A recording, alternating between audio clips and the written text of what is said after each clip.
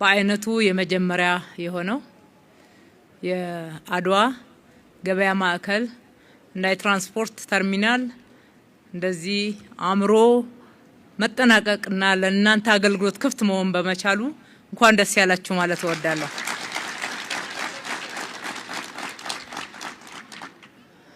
ዶሮ ማነቂያ እንደዚህ ተለውጣ ስታዩት ምን ተሰማችሁ?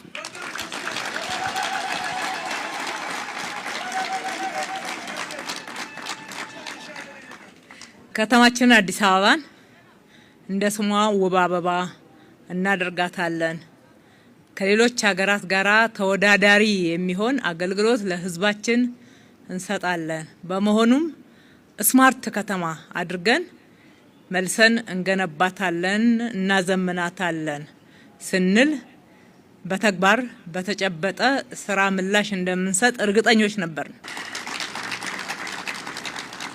በእርግጥ ካለው ተጨባጭ ሁኔታ አንጻር ያኔ ሲነገር በፍጥነት እንደዚህ የሚተገበር አይመስልም ነበር።